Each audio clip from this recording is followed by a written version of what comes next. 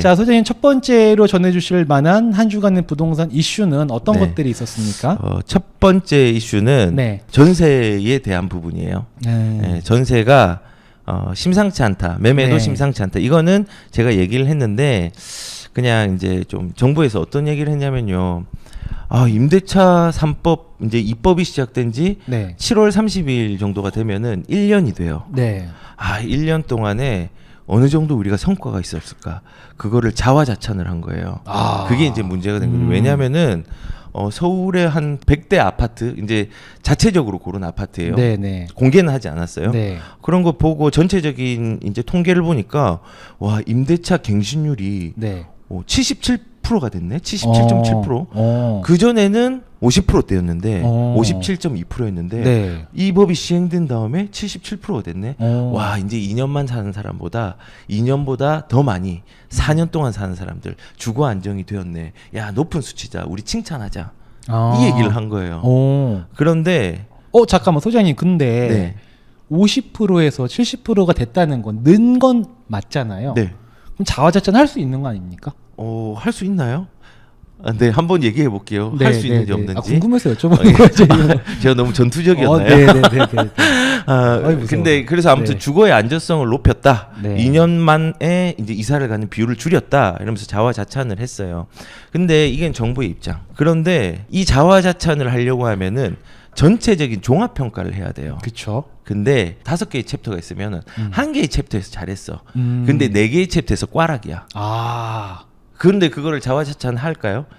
부동산 공인중개사 시험 쳐서 꽈락 나면은 불합격이에요. 그렇죠. 예. 그런데 다 꽈락인데 하나만 꽈락 안 했어요. 내가 예를 들어 시험을 봤는데 5과목 중에서 원래는 되게 막 점수가 20점밖에 안 나왔던 사람이었어요. 근데 내가 열심히 공부했더니 야, 50점 맞았다. 대박이다. 그렇죠. 근데 꽈락이죠. 예. 그럼 잘한 게 아닌데? 잘한 게 아니죠. 왜냐하면은 뭐 민법은 통과했는데 공법은 실패한 거 2차에서 뭐 이런 느낌이에요. 그래서 저는 이제 잘한 건 잘했어요. 왜냐하면 갱신율을 높였지만 하지만 그 이후에 게 너무 못했기 때문에 이거를 자화자찬하면 안 되는 거예요. 뭐냐면은 부작용이 컸기 때문에 그래요. 왜 컸냐? 어제 신문만 보더라도 전세의 가격들이 한 25% 올랐다. 근데 이 25%가 계약갱신 청구권하고 그걸 한 사람과 하지 않는 사람이 있는데 계약갱신 청구권을 하면은 5%밖에 못 올리거든요. 예, 전월세 상한제라든지 이런 부분을. 근데 그거를 5%밖에 못 올린 거 플러스 신규로 한 전세까지 합치면 25%. 근데 신규로 맺는 걸 하면 57%가 오른 거예요. 57%요? 네. 그러니까는 너무 올라도 많이 올랐는데 이런 부작용이 첫 번째는 있어요. 그리고 두 번째는 표준 가격이 없어졌어요. 표준 가격이 뭐냐면은 보통 여기 전세 맞추려면은 한 3억이면 되겠다. 한 5억이면 되겠다. 이제 그렇게 되는데 지금 보시면은 음마 아파트만 예를 들더라도 31평짜리가 전세가 8억에 맞춰진 게 있어요. 근데 34평, 35평대가 있어요. 그게 전세가 5억에 맞춰졌어요. 더 큰데요? 예. 이게 계약갱신 쪽으로 한 개는 쓴 거고 한 개는 안 쓴 거고 전월세 상한제를 적용하고 안 하고 차이가 이렇게 생긴 거예요. 그래서 표준 가격이 없어서 오히려 지금 뭐 투기꾼이 시세 교란하고 있다라고 얘기를 하는데 실제적으로 정부의 정책이 시세가 교란되게 만들어지고 있는 양상을 보이는 거예요. 요새 이런 말도 있더라고요. 아파트가 보통 두 집이 마주보고 있잖아요. 똑같이 전세인데 이 집은 전세 5억, 이 집은 전세 8억. 네, 맞아요. 이런 케이스인 거네요. 맞아요. 그래서 이게 비단 서울의 문제만 아니라요. 경기도 쪽과 전국적으로 좀 퍼져나가고 있는 양상, 전국적인 현상으로 좀 일어나고 있어요. 그래서 저는 개인적으로는 이런 표준 가격이 없어지는 부분들도 시세가 교란되니까 사람들이 혼란이 오는 거예요. 그리고 이제 세 번째는 뭐냐면은 임대인과 임차인의 갈등이 엄청 커졌어요. 뭐 임대인 같은 경우는 이런 거예요. 내가 임차인 너를 더 살게 해줄게. 근데 나 지금 전세값 옆집은 8억이네. 나는 5억밖에 안 돼. 위로금 좀 줘. 임대인이 임차인한테? 그래서 계약상에는 계약갱신 청구권으로 5%를 쓰게 했고 나머지 별도로 위로금으로 매달 월세 형식으로 100만 원을 받고. 그게 합법이에요? 불법이죠. 근데 그거를 표시 안 나게 뒷거래를 하는 거죠. 그래서 실제로 그 서초구에서 그런 일이 있었어요. 그래서 이런 임대인과 임차인들의 갈등이 커지는 부분들, 임대인과 임차인 그럼 서로 불편하겠죠. 그쵸. 근데 거꾸로 임대인만 이러냐? 임차인도 그래요. 나 나갈 테니 위로금 줘. 위로금 줘. 지금 이런 상황인 거예요. 그래서 뭐 사실은 누구의 잘못보다는 네. 정책이 제대로 작동하지 않기 때문에 나오는 현상이에요. 임차인의 잘못도 아니고 임대인의 잘못도 아니에요. 그래서 이렇게 갈등적인 부분들이 임대차 3법이 작년 7월 31일 이후에 적용이 되면서 네. 실제적으로 분쟁의 접수들이 많아졌어요. 그래서 2020년 7월 31일 이전에 분쟁 건수가 한 12건 정도 됐는데 네. 그 이후에 8월부터 12월까지 110건으로 16배가 증가했어요. 야, 말도 안 되게 늘어났네요. 네. 그래서 이제 8월 법 시행 이후에는 또 분쟁 상담 건수가 그 이전에 4,000건, 5,000건 됐는데 네. 그 이후에는 7,500건, 거의 8,000건 가까이 와. 일어난 거예요. 그러면은 이거는 사람이 잘못된 게 아니라 법이 잘못된 거예요. 그렇죠. 예. 이런 상황이 될 수밖에 없게끔 만들어 놓은 네. 환경을 제공한 게 이제 정부가 정책을 만들어서 네. 법을 시행한 거니까. 그렇죠. 근데 여기서 핵심은 수급 조절을 실패했기 때문에 가격이 너무 많이 올랐다는 거예요. 과거에도 이런 사례들이 있었어요. 1989년도에 네. 원래 전세 기간이 1년 단위로 지정되어 있었어요. 네네. 근데 이걸 2년으로 연장을 시킨 그때 거예요. 당시에도 어찌 보면 전세 계약을 연장하게 해주는 그렇죠. 네. 그래서 20% 폭등했어요, 전세가. 그때도 문제가 된 거죠. 근데 이걸 어떻게 잡았냐? 1990년도 초에 네. 어떤 일이 있었냐면요. 3기 신도시. 3기 신도시는 지금 야, 그 미래를 바라보는 대단하네요. 예. 1기 신도시. 그 이제 200만 호의 공급 폭탄이 터졌어요. 네. 실제 입주물이 나오니까 집값 전세값이 안정화돼 버린 거예요. 그런 사례가 있단 말이에요. 근데 이제 규제가 답이 아니라 완화가 답이 될 수 있는 여지들이 충분히 있는데 지금 이런 식으로 부작용들이 되게 많이 일어나고 있는 거고 이거에 대한 부분들을 자화자찬할 수 없으니까 자기가 잘한 부분만 이렇게 쫙 드러내는 거예요. 좀 이렇게 이런 말하면 뭐하지만 되게 얄밉네요. 물론 혜택을 받고 수혜를 네. 받은 분들도 계시겠지만 그렇지 않은 분들도 꽤나 많이 있으시잖아요. 지금 그렇죠. 수치로 말씀해 주신 것처럼 그렇죠. 그분들께서 네. 그런 기사를 보게 되면 네. 정말 억장이 무너지실 것 같아요. 누군가는 맞아요. 길거리를 나앉는 마음으로 다른 동네로 어쩔 수 없이 이사간 분들도 네. 계실 텐데 맞아요. 그래서 뭐 지금 비단 저번에 그 재건축의 거주 요건 네. 백지화 시켰다고 했잖아요. 네네. 실제로 되지도 않았지만 근데 그거 하니까는 음마 아파트 물량 쏟아졌어요. 네. 전세 물량 그리고 뭐 잠실주공 5단지 이런 데도 쏟아졌단 말이에요. 그러니까 우리가 중요한 거는 사춘기의 소년을 다루는 방법은 여러 가지가 있어요. 매질을 하거나 네. 예, 그다음에 어르고 달래거나 BTS 콘서트를 보내거나 BTS 콘서트를 보내거나 그냥 채찍도 당근도 같이 주거나 여러 네. 가지가 있어요. 근데 지금 생각해 보세요. 채찍만 가인 사춘기 소년은요 삐뚤어져요. 네. 예, 그러면은 이제 어떤 현상이 일어나냐? 이 부작용들이 시장이 삐뚤어질 거예요. 삐뚤어질 거예요. 이미 지금 삐뚤어진 거죠. 뭐. 근데 이제 더 삐뚤어질 거예요. 더? 왠지 아세요? 왜요? 어제 이상한 또 정책이 좀 검토 중이라고 얘기를 했거든요. 또? 예. 그러니까 전월세 임대차 3법을 보완을 해야 되겠다라는 네. 얘기를 하면서 그 전월세 상한제라는 게 네. 이제 5% 이상은 못 올리는 거잖아요. 네, 근데 네. 기존 주택에 있는 거에서 새로 갱신하는 거에 대한 부분들, 그러니까 2년을 살았으면은 2년을 더 살게 하는 부분의 5%인데 네. 만약에 그 사람이 나갔어요. 그러면은 네. 신규로 하면은 내가 시세 대비 시세로 할 수 있죠. 그쵸. 이걸 못 하게 하겠대요. 왜? 그냥 5%로 신규로 새로이 맞추는 것도 기존 대비해서 5%로 하는 걸 검토 중이래요. 5%밖에 못 올리게. 이건 재산권 침해 아닙니까? 재산권 침해도 되죠. 내 집 갖고 내가 알아서 계약하겠다는데 그렇죠. 시장의 논리로. 한번 우리가 양보를 했어요. 왜냐하면 법에서 의무 조항을 했기 때문에 임대차에 대한 부분들 4년까지 살게 했고 네. 5%까지 이해했어요. 네. 뭘 이해는 좀 덜했지만 네. 이해하는 척했어요. 네. 근데 이제는 모든 물건에 대해서 5%로 한다는 걸 검토 중인 건요. 재산권 행사를 자유롭게 못하는 거는 침해라고 저는 생각이 들어요. 그런데 이제 여기서 문제가 뭔지 아세요? 이렇게 되면요. 네. 지금까지 규제가 나왔던 거와 동일한 부작용들이 나올 거예요. 예를 들어서 7월 31일 날 임대차 3법이 나오기 전에 네. 어떤 현상이 일어났냐. 전세값 올리자. 그쵸. 그게 나왔어요. 마찬가지예요. 이제는 지금 후반기에 임대를 맞추려고 하는 사람들 있죠. 네. 이 사람들 안 되겠다. 지금 이거 혹시 검토해서 되면 큰일 나겠네. 네. 나 전세값 올리자. 더 올릴 거예요. 더 빠르게 올리겠네요. 더 빠르게 올리겠죠. 그리고 또 문제는 뭐냐. 지금 이 법의 문제가 뭐냐면요. 갈등을 조정해 주는 거는 국가가 해줘야 되는 거예요. 네. 근데 국가가 좀 손 놓고 있어요. 뭐 예를 들어서 이 사람이 실거주로 들어오겠다 했는데 실거주로 안 살아. 그럼 소송 걸 수 있거든요. 네, 네. 근데 소송을 걸려고 하면은 증거가 있어야 되잖아요. 그쵸. 그 증거를 찾으려면 개인정보를 확인을 해야 돼요. 네. 그러면 개인정보에 대한 문제가 있으니까 정부에서 이거 안 된다라고 이런 식으로도 하는 거예요. 그래서 우선은 정부가 지금 중재 역할을 제대로 못 하고 있고, 그리고 이거 자체가 만약에 뭐 잘못됐다고 하더라도 네. 뭐 1,000만 원 이상 돈이 나가고 이런 건 없어요. 네. 만약에 임차인이 실거주 하겠다고 안 살았어. 네. 그래가지고 뭐 소송이 이기고 저걸 떠나서 뭐 벌금이 과태료가 부과됐어. 그래도 1,000만 원까지 안 나가요. 그러면 어떤 생각을 하냐? 나는 뭐 사실은 뭐 1,000만 원 내겠다, 500만 원 내겠다.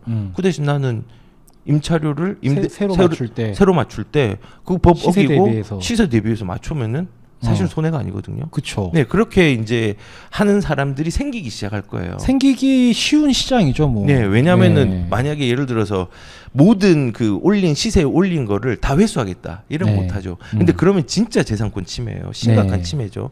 그래서 아마 이제 앞으로 이 전세 시장이 더 답답해질 게, 이게 검토가 되고 있다는 거는 우리가 시행이 안 돼도 심리는 움직여요. 그때 백지화 그거 시켰던 거 마찬가지예요. 우리가 재건축 그 2년에 대한 그게 실행이 되지 않았지만 심리가 움직였고, 거기에 대해서 실제적으로 시장이 반응을 했죠. 시장이 반응을 크게 했죠. 근데 이것도 마찬가지로 반응을 할 수 있는 여지가 있다는 거. 그래서 어제 이걸 보면서 너무 속상했어요. 왜냐하면 임대차 3법의 수급 문제로 이 문제가 발생을 한 건데, 임대인의 문제로 몰아가는 게 저는 문제라고 생각했어요. 그렇죠. 예, 임대인이 잘못했다. 임대인이 전세가 많이 올리네. 왜 많이 올릴까요? 전세의 수급 조절이 안 되게 해서 공급이 축소되니까 여기에 대해서 시장이 반응한 거고, 그 다음에 뭐 세금도 많이 걷고 하니까는 이런 전세에 대한 부분들 조금 더 이렇게 올릴 수 있는 상황밖에 안 된 거거든요. 근데 이거의 전적인 어떤 책임을 임대인한테, 수급 문제가 아닌 임대인한테 좀 전가를 시키고 있다. 이 생각을 좀 많이 했어요. 계속 임대인 탓을 하는 것 같아요. 그렇죠. 그 사람도 국민이고 세금 잘 내고 있을 텐데. 그렇죠. 그래서 이렇게 이제 전세 시장들이 자화자찬을 하고 있지만은 자화자찬을 할 때가 아니다. 중요한 거는 이 전세가 정상화될 수 있도록 뭔가 조치를 취해야 되는데, 우선 첫 번째는 전세가 정상화되려고 하면 매매 공급 물량들이 많이 나와야 돼요. 그게 이제 연결된 게 전세거든요. 그쵸. 그러려면은 늘 얘기했지만은 세금에 대한 부분들 완화를 해야 되고, 임대차 3법 폐지해야 되고, 거주 요건 2년 없애야 돼요. 그러면은 당분간은 불안해지겠지만은 신규 물량이 안 나오니까 기존 물량들이 계속 이제 움직일 거 아니에요. 그렇죠. 예, 그러면서 이게 수급 조절이 좀 선행되고 이루어질 수 있다고 생각이 들어요. 우리 흔히 말해서 그 몸이 건강하려면 혈액 순환이 잘 돼야 된다고 하잖아요. 또 나왔다. 부동산도 적절한 비유. 부동산도 물건이 잘 순환이 돼야 되거든요. 네, 맞아요. 그래야 이게 공급과 수요가 맞아지면서 가격이 안정화되는 건데. 맞아요. 근데 지금은 안 되게 여기를 꽉 조여서 이렇게 핀줄 튀어나오게. 그냥 내자로 말하면 동맥경화. 역시 박사님은 다릅니다. 역시 박사님은 다릅니다. 이 포인트에서 저 좀 같이 잠깐 나눠보고 싶은 얘기가 있는데, 정부에서 지금 임대차 할 때 그 5%만 올리게 한다고 하잖아요. 전세가 기존 세입자가 나갔고 새로 맞추려고 하더라도 원래 있었던 전세 가격에서 5%만 올려서 신규를 받으세요. 그런 검토를 하고 있는 그런 검토를 하고 있는 건데, 그러면 이렇게 5%만 올리게 해준다는 게 임차인들에게는 과연 좋은 걸까? 를 한번 논의해 볼 필요성은 있을 것 같아요. 임차인에게도 사실은 뭐 저는 좋은지는 모르겠어요. 이게 안정화가 될 수 있는 부분들이 뭐 장기적으로 있다고 하지만요. 저는 이제 다른 걸 다 떠나서 전세가가 안정이 된다고 쳐요. 그러면은 그 사람이 평온한 상태가 온다고 쳐요. 그러면은 집을 살 생각을 안 하실 거예요. 그렇죠. 예, 그렇게 되면은 재산을 가져갈 수 있는 기회를 한번 또 놓칠 수 있다는 생각도 들어요. 그리고 방금 첫 번째 거는 제 개인적인 의견이었고, 그리고 이제 효과가 임차인은 어떻게 나타나냐면은 전세가가 안정화됐어요. 그리고 전세가를 못 올려요. 그러면 임대인은 어떤 행동을 할까요? 월세로 돌리지 않을까요? 월세로 돌리거나 아니면은 월세로 돌린 부분이 아니면 빌라 같은 경우는 또 이런 경우가 생길 수 있어요. 관리비가 또 엄청 늘어날 수 있어요. 관리비는 자기가 마음대로 정할 수 있거든요. 지금도 그런 현상이 일어나고 있는데 그런 식으로 어떻게든 간에 나에게 주어질 수 있는 재산권의 행사가 제한이 되면요. 거기에 대한 부분이 물질적이든 재산상으로는 어떤 식으로든 전가가 될 수 있는 가능성이 커요. 그렇기 때문에 저는 임차인, 임대인한테 이렇게 계속 뭔가를 재산권을 막고 그다음에 임차인을 보호해준다고 하지만은 이거에 대해서 안정화 대신 규제의 부작용이 더 많이 나오는 어떤 정책들이 조금은 규제보다는 이게 더 필요한 것 같아요. 그러니까 그 제가 예전에 이제 비유를 많이 했던 게 그건데 구름하고 태양하고 대결을 한 거예요. 오, 저기 지나가는 사람 외투를 벗겨보자. 그쵸. 그래서 구름은 후 하고 바람을 불었는데 엄청 세게 불었어요. 진짜 강력하게. 제가 그 사람 돼볼게요. 더 꽉 잡아. 그렇죠. 더 꽉 잡은 거예요. 자, 그런데 벗겨주려고. 태양은요, 내가 벗겨볼게. 온화하게. 지금 폭염이죠. 요거보다 더 덥게 만들어 버렸어요. 예, 어떻게 외투 벗어요, 안 벗어요? 벗죠. 예, 마찬가지예요. 그러니까는 우리가 물리적으로 강하게 하는 것보다 우리가 자유롭게 하면서 뭐 따뜻하게 하면서 하는 방법은 여러 가지가 있는 거예요. 근데 그 방법의 선택들을 임대인하고 임차인의 어떤 편에서만 쓰는 게 아니라 두 상황들을 잘 좀 이해하고 가야지 이런 부작용들이 저는 없다라고 생각이 들어요. 맞아요. 그 다음 소식은 또 어떤 게 있었습니까? 뭐 이제 특별한 소식이라기보다는 우리가 공급을 간절히 바라고 있잖아요. 근데 단기, 중기, 장기 공급 절벽이 불가피하다라는 얘기를 해드리고 싶어요. 왜냐하면 뭐 8.4 대책 작년에 나왔는데 뭐 도심 내 공공택지라든지 아니면 이번에 2.4 대책에서 공공 직접 재건축 이런 것들 여러 가지가 나왔잖아요. 그 신청이 지금 공공 직접 재건축은 신청이 거의 없어요. 그리고 된 것도 제대로 되지 않고 있어요. 그리고 공공택지, 도심 내 공공택지도 어떤 게 있었냐면은 태릉 CC라고 거기에 뭐 세대수를 엄청 뭐 8,000세대, 9,000세대 이렇게 넣겠다 했는데 이것도 지금 너무 심한 반발이 있어서 세대수 축소하는 방안을 지금 건의를 했고요. 그리고 과천청사 부지도 거기 개발하겠다. 이게 장난 아니에요. 과천청사 부지. 거기 분홍색 리본 있죠. 우리가 옛날에 세월호 때 썼던 노란색 리본처럼 그런 거를 지금 다 해가지고 막 올려놓고 있어요. 광장에. 그 정도로 뭐 이게 심각하게 이제 작용을 한 거고요. 그래서 이것도 반발 때문에 뭐 대체지 찾아가지고 또 별도로 공급을 하려고 하는 거고 축소가 됐어요. 그리고 마포구의 서부 이제 면허장이라고 상암 쪽에 있는데요. 그리고 상암 DMC 부지라고 서울의 명동 쪽하고 여기 상암 부지가 유일하게 그 중심 상업 지역이라는 게 있는데 그게 지정된대요. 옛날에 100층짜리 건물 올라가려고 했던데 거기에도 이제 부지 아파트 지으려고 하는데 이것도 지금 주민 반발이 진짜 거세요. 거세고 그리고 문제는 여기에 행정 주체인 서울시도 이제 노골적으로 도심 내 공공택지를 반대하고 있어요. 반대하고 있고 그래서 결론적으로는 올 상반기에 나오려고 했던 지구지정 계획들도 내년으로 또 연기가 되고 결론은 뭐냐면요.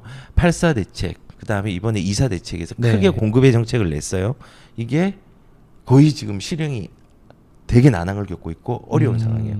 그래서 목표치까지 못 도달해요. 그래서 이런 상황을 볼 때 장기적으로 3기 신도시 외에는 그리고 3기 신도시도 되게 먼 얘기예요. 어떻게 보면 공급이 나오는 거는. 그렇기 때문에 단기적으로 민간을 막은 상태가 꽤 오래됐기 때문에 지금 나올 수 있는 물량이 없고 중기적으로도 부족하고 장기적으로도 3기 신도시가 나올 수 있는데 서울이 아니다. 라는 부분. 그러니까 결론적으로 공급에 대한 부족 현상은 당분간 유지될 수밖에 없다. 많은 사람들이 기다리는 게 부동산 안정인데 가격 안정인데 근데 가격 안정을 부르는 건 공급이잖아요. 근데 그 공급이 어렵다. 네, 맞습니다. 슬픈 소식이네요. 슬픈 소식입니다. 그래서 하반기 시장은 안전벨트를 단단히 매라.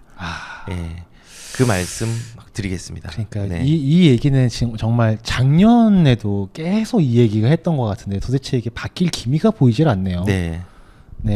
채팅 읽고 계시는 거야. 대답 짧게 하시는 거는 채팅 읽고 계시는 거야. 가끔 서운해 이럴 때. 죄송해요. 난 실컷 다 듣고 얘기했는데. 저도 듣고 있었어요. 저는 사실은 이거 읽으면서도 내용 이해하고 있거든요. 너무 죄송합니다. 자, 저 읽으세요. 읽으시고 제가 조금 더 진행하고 있겠습니다.